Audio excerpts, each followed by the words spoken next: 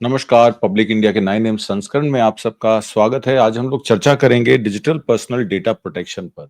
2023 में ये अधिनियम पास हुआ था जिसको डीपीडीए एक्ट भी कहा जाता है। उसको लेकर तमाम चर्चाएं पिछले 2 दिनों से फिर से उठ गई हैं। ये मामला सारा क्या है, इस पर आज हम चर्चा करेंगे। डिजिटल पर्सनल डेटा प्रोटेक्शन अधिनियम डीपीडीए को उस व्यक्ति को सहमति लेना अनिवार्य है जिसके बारे में वो डेटा संसाधित कर रहे हैं, यानी कि डेटा रोजगार के उद्देश्यों, चिकित्सा आपातकाल के लिए आवश्यक ना हो, लेकिन सूचना के अधिकार के लिए परमिशन लेनी जरूरी है कि जिस व्यक्ति के बारे में आप पूछ रहे हैं, अगर उसकी वो व्यक्तिगत इंफॉर्मेशन है, तो उसकी सहमति के बगैर उस डेटा को आप आरटीआई के जरिए या किसी और तरीके से इस्तेमाल में नहीं ला सकते। अब इसमें तर्क उनका ये है सरकार का कि अधिनियम में पत्रकारिता के उद्देश्य के लिए कोई अपवाद नहीं है, जिसका अर्थ है कि साक्षात्कारों को छोड़कर, यानी कि इंटरव्यू लेने वालों को छोड़कर पत्रकारिता संबंधी लेखन कानून द्वारा खतरे में पड़ जाएगा। उन पे बड़ा फाइन भी लगेगा। कहीं कहीं तो प्रोविजन 50 करोड़ से 250 करोड़ रुपए फाइन तक भी पत्रकारों पे या न्यूज हाउसेस पे लगाया गया है। इसका मतलब है कि सूचना के अधिकार के अलावा पत्रकारिता संबंधित जानकारी के लिए भी ये दिक्कत पैदा कर सकता है। और कार्यकर्ताओं ने ये रेखांकित किया है कि ये आरटीआई को भी शक्तिहीन बना देगा, क्योंकि ये इसके तहत व्यक्तिगत जानकारी को केवल तभी अस्वीकार किया जा सकता है जब ये सार्वजनिक गतिविधि या सार्वजनिक हित से संबंधित हो। एक उसमें चिट्ठी जो है वो कई मेंबर पार्लियामेंट्स ने बना के साइन की है और इसके विरोध में सरकार से दोबारा इस पर चर्चा करने की मांग की है। उनकी विज्ञप्ति के अनुसार मसौदा नियमों का नियम 22 केंद्र सरकार को बिना किसी न्यायिक निगरानी, पारदर्शिता या सुरक्षा उपाय के डेटा न्यासियों और बिचौलियों से उपयोगकर्ता डेटा मांगने का अनियंत्रित अधिकार दे रहा है। विज्ञप्ति में यह भी कहा गया है कि कानून के डेटा संरक्षण बोर्ड को परिकल्पना की गई है, लेकिन मसौदे नियम के नियम 16 कार्यकारी शाखा के भीतर इसकी नियुक्तियों और निर्णय लेने को केंद्रीकृत करता है, जिसके राजनीतिक प्रभाव और स्वायत्तता की कमी से बारे में भी चिंताएं पैदा होती हैं। तो बहुत सारे लेजिस्लेचर्स और एग्जीक्यूटिव ने इस पर सवाल खड़े किए हैं कि ये जो चीज है, ये पत्रकारिता हो, आरटीआई एक्ट हो, लोगों का सूचना का अधिकार हो, उसका वो हनन करती है। इसलिए उसको अभी रोका जाना चाहिए। डिजिटल पर्सनल डेटा प्रोटेक्शन यानी कि डीपीडीपी एक्ट 2023 भारत के डेटा गोपनीयता परिदृश्य को एक महत्वपूर्ण बदलाव को दर्शाता है, जो जनसंपर्क यानी कि पीआर और पत्रकारिता सहित सूचना प्रभाव पर निर्भर उद्योगों के लिए चुनौतियां और अनुपालन आवश्यकताएं लेकर उपस्थित हुआ है। जबकि अधिनियम का मुख्य उद्देश्य व्यक्तिगत डेटा की सुरक्षा करना था और उसके प्रसंस्करण को विनियमित करना था, इसके व्यापक निर्धारित पीआर पेशावरों के मीडिया से जुड़ने के तरीके और पत्रकारों को समाचार स्रोत और रिपोर्ट करने के तरीके को भी प्रभावित कर सकता है। सोशल मीडिया पर यूट्यूब चैनल्स की जो इंफॉर्मेशन हम आपको देते हैं उसको भी वो सेंसरशिप लगा सकता है। बीते दिन जो इनके एक्टिविस्ट हैं, जो आरटीआई एक्टिविस्ट हैं, जो डीपीडीपी एक्ट को लेकर भी काफी कार्यरत हैं, वो गत कल राहुल गांधी और प्रियंका गांधी को मिले, जिनमें राहुल गांधी ने यह कहा कि गोपनीयता की रक्षा के नाम पर यह कानून सार्वजनिक सूचना तक की पहुंच को सीमित करता है, जो नागरिकों और पत्रकारों के लिए सरकार को जवाबदेह बनाने रहने के लिए आवश्यक है। एनडीए सरकार खुद को जांच से बचाने, पारदर्शिता यानी ट्रांसपेरेंसी को कम करने और लोकतांत्रिक निगरानी को कमजोर करने का प्रयास कर रही है। जवाबदेही और सुशासन के हित में कांग्रेस इस मुद्दे पर भारत के नेताओं के साथ चर्चा करेगी और हमारे लोगों के अधिकारों की रक्षा के लिए आवश्यक कदम उठाएगी। उनका ये बयान जो आया है वो कांग्रेस मीडिया विभाग के प्रमुख जयराम रमेश द्वारा केंद्रीय आईटी मंत्री अश्विनी वैष्णव को एक चिट्ठी लिखी है। अंग्रेजी की चिट्ठी है, मैं इसका हिंदी में अनुवादन कर देता हूं। उन्होंने ये कहा है कि नए कानून ने आरटीआई अधिनियम 2005 की धारा 8(1)(j) के प्रावधान को पूरी तरीके से समाप्त कर दिया है, जो नागरिकों को उनके प्रतिनिधित्व करने वाले विधायकों के समान सूचना का अधिकार देता है। जयराम रमेश ने कहा कि यह परिवर्तन अनुचित है, क्योंकि मूल आरटीआई अधिनियम में निजता के अनुचित आक्रमण की रक्षा के लिए पर्याप्त सुरक्षा कवच ऑलरेडी थे। तो आप कहते हैं कि आप जो स्टेट इंफॉर्मेशन कमिश्नर्स हैं या सीआईसीज हैं, सेंट्रल इंफॉर्मेशन कमिश्नर्स हैं, वो डिसाइड करेंगे कि कौन सी इंफॉर्मेशन निजी है, कौन सी दी जानी चाहिए या कौन सी नहीं दी जानी चाहिए। उन्होंने ये कहा, जयराम रमेश ने, कि इसमें ऑलरेडी पर्याप्त सुरक्षा कवच हैं, जिसमें कौन सी इंफॉर्मेशन दी जानी है या नहीं दी जानी चाहिए क्लासिफाइड है। तो उस पर दोबारा सेंसरशिप लगाने की क्या जरूरत है? उस पर अधिकार जो है वो सरकार के द्वारा अपॉइंटेड इंफॉर्मेशन कमिश्नर्स के पास आ जाएगी, तो वो अपना वीटो करेंगे कि कौन सी इंफॉर्मेशन देनी है, कौन सी नहीं देनी है। इसका सीधा-सीधा उदाहरण मैं आपको देता हूं। जैसे कि सेबी के चीफ की जब रिपोर्ट मांगी गई कि वो कब कार्यरत हुई, उन्होंने कब अपना चिट्ठी लिख के दी कि इनकी इन्वेस्टमेंट जो है वो ग्लोबल अपॉर्चुनिटी फंड में है, जो फंड जो है वित्त पोषित करता है अदानी की कंपनीज को।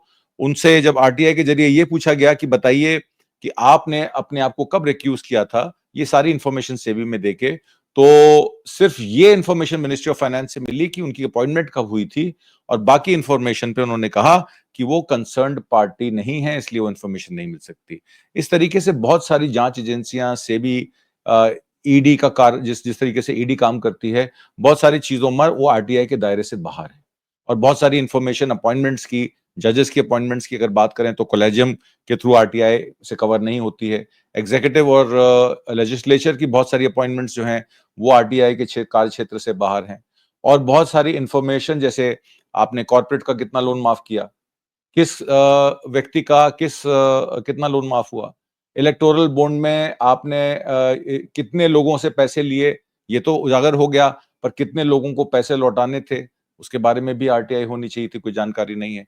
पीएम केयर फंड कहां कहां स्पेंड हुआ, उसका वार्षिक बजट कितना था, आपने देखा कि उन्होंने रिटर्न्स फाइल की, पर रिटर्न में जो है बहुत सारी चीजों के ब्यौरे नहीं है। तो इस तरीके के जो काम होते हैं, जो आरटीआई के दायरे से बाहर रख दिए जाते हैं, उसमें लीपापोती की जाती है। ये पब्लिक का अधिकार है, क्योंकि टैक्स के पैसे से सरकार चलती है, टैक्स के पैसे से कार्यपालिका चलती है, और टैक्स के पैसे से ही जुडिशरी चलती है। तो ये नागरिकों का हक है जानना कि उनका पैसा कहां खर्च किया जा रहा है, और आरटीआई के जरिए इस इंफॉर्मेशन को ना देने के और उसको पर्सनल इंफॉर्मेशन बचाने का जो अब पहले आपने देखा किस तरीके से पीएम केयर फंड को एक प्राइवेट फंड के जरिए प्रोटेक्ट किया गया, जबकि वो पीएम के नाम से है। इसी तरीके से कार्यपालिका को अब बचाया जा रहा है। तो जिसको कहते हैं चोर चोर मुसेरे भाई, तो ये इसका जो तथ्य है वो निकलता है। जो जयराम रमेश जी ने मंत्री से डेटा सुरक्षा अधिनियम 2023 के धारा 44(3) को रोकने, समीक्षा करने और निरस्त करने का भी आग्रह किया, जो आरटीआई अधिनियम 2005 को नष्ट करता है। कांग्रेस द्वारा व्यक्त की गई चिंताएं कई आरटीआई कार्यकर्ताओं द्वारा डिजिटल व्यक्तिगत सुरक्षा अधिनियम 2023 के साथ कई मुद्दों को उठाने के बाद आई हैं।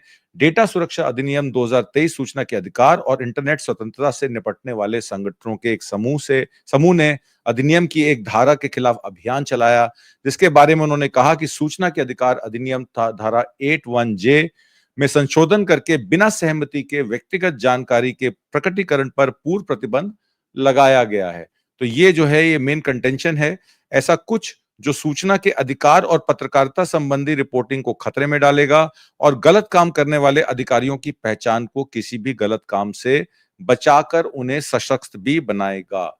इसमें आरटीआई कार्यकर्ता हों, शिक्षावादी हों, पत्रकार हों, पूर्व नौकरशाह हों, विपक्ष के नेता हों, विपक्ष के जो हैं वो कार्यकर्ता हों, और विभिन्न राजनीतिक दलों के सांसदों ने मुलाकात कर डेटा संरक्षण यानी कि डीपीडीपी कानून के माध्यम से आरटीआई अधिनियम में किए गए संशोधनों को वापस लेने की भी मांग की है। संशोधनों में सभी व्यक्तिगत जानकारी के प्रकटीकरण की छूट दी गई है। डीपीडीपी अधिनियम के इस पर भयावह प्रभाव पड़ेगा, और जवाबदेही की मांग करने वाले भ्रष्टाचार को उजागर करने के लिए सूचना का उपयोग जो है वो वंचित किया जाएगा, लोगों को इंफॉर्मेशन नहीं दी जाएगी।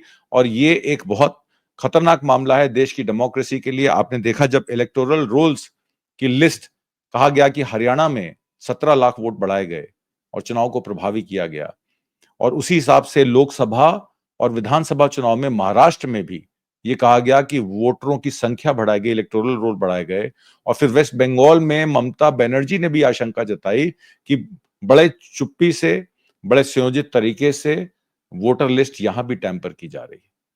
तो क्या देश के लोकतंत्र को खतरा है? देश की जो वोट पड़ते हैं उनको मैनिपुलेट किया जा रहा है, एक ही पार्टी को जिताया जा रहा है। तो इस पर भी संचय कई लोगों का है। पीआर के जो लोग हैं इसका प्रभाव सख्त डेटा हैंडलिंग पर केंद्रित कर रहे हैं। पीआर एजेंसियां अक्सर पत्रकारों को संपर्क विवरण, मीडिया सूचियां और क्लाइंट डेटाबेस एकत्र और संग्रहित करती रहती हैं। तो पीआर एजेंसियों का काम है डेटा इकट्ठा करना, और न्यूज़पेपर एजेंसीज को या सूचना जिनको चाहिए डेटाबेस को, वो सूचना प्रोवाइड करती हैं। डीपीडीपी अधिनियम डेटा संग्रह के लिए स्पष्ट सहमति को अनिवार्य करता है और संभावित रूप से आउटरीच रणनीतियों को जटिल बनाता है। तो पीआर कंपनियों के लिए भी एक बड़ा मुश्किल समय है, क्योंकि सूचना के अधिकार के तहत और डेटा प्रोटेक्शन के तहत बहुत सारी डोमेस्टिक कंपनीज को रोका जाएगा, जबकि ग्लोबल कंपनीज यहाँ पे चेन्नई में लॉजिस्टिक पार्क बना रही हैं। मैं आपको ले चलता हूं ब्लैक रॉक की तरफ। पर्सनल निवेश करके एक लॉजिस्टिक सेंटर बनाया जा रहा है जिसमें सारा डेटा कलेक्ट होगा। स्टारलिंक के जरिए एलन मस्क अपनी सैटेलाइट्स के जरिए जो आपको इंटरनेट प्रोवाइड करेंगे हिंदुस्तान में, वो भी 800 मिलियन यानी कि 80 करोड़ लोग जो आज की डेट में फोन पे इंटरनेट यूज करते हैं, वो डेटा भी स्टारलिंक के पास जाएगा। उसको रोकने की क्या संभावना है, या क्या डीपीडी एक्ट में उसकी सुरक्षा प्रणाली सरकार ने बनाई है, ये भी सरकार को साफ करना पड़ेगा। अब बात यह आ जाती है, जबकि अधिनियम पत्रकारिता के उद्देश्यों के लिए छूट प्रदान करता है, इसकी व्याख्या पर बहस हो सकती है। खासकर खोजी पत्रकारिता और विसल ब्लोअर मामले को निपटाने के दौरान आपने देखा कितने पत्रकारों ने, जिन्होंने मिड डे मील को लेकर, सरकार के हिंदू मुसलमान झगड़े को लेकर एक तरीके से, जिस तरीके से उन्होंने ये बातें की, तो ये भी सामने आता है कि सरकार, जो लोग, जो विसल ब्लोअर्स हैं, जो इस बात को करते हैं, उनकी एक तो विटनेस प्रोटेक्शन नहीं है, कई लोग मारे जाते हैं, कई लोगों को जेल में डाल दिया जाता है। तो वो उनकी भी, विसल ब्लोअर्स की और जो खोजी पत्रकार हैं, उनकी भी सेफ्टी के लिए सरकार को सोचना चाहिए। व्यक्तियों के पास अपना डेटा पर अधिक नियंत्रण होने के कारण सार्वजनिक रिकॉर्ड, सोशल मीडिया या डेटाबेस से जानकारी प्राप्त करने के में नई बाधाओं का सामना करना पड़ सकता है। पत्रकारों और मीडिया घरानों को अपनी रिपोर्टिंग में व्यक्तिगत डेटा को संभालने के बारे में अधिक सतर्क रहने की आवश्यकता है, और सुनिश्चित करते हुए कि वे व्यक्तियों की गोपनीयता अधिकारों का उल्लंघन नहीं करेंगे।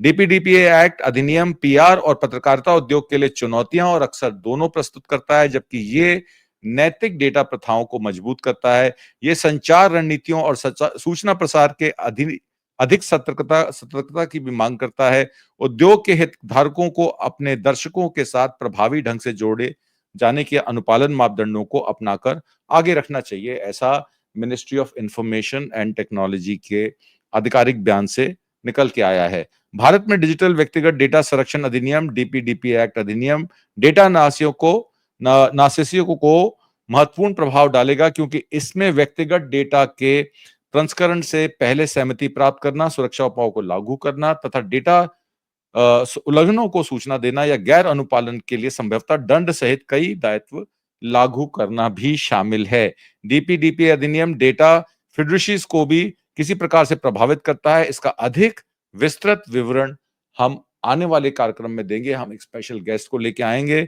डेटा फिडुशियरी को कैसे ये बढ़ावा देता है, किस तरीके से ग्लोबल कंपनीज को फ्री डेटा देने की कवायद करता है, और पत्रकार संबंधी और विसल ब्लोअर्स या सरकार से पूछे जाने वाले सवालों पर एक सवालिया चिन्ह खड़ा करता है। राहुल गांधी ने कल इस पर एक मीटिंग की।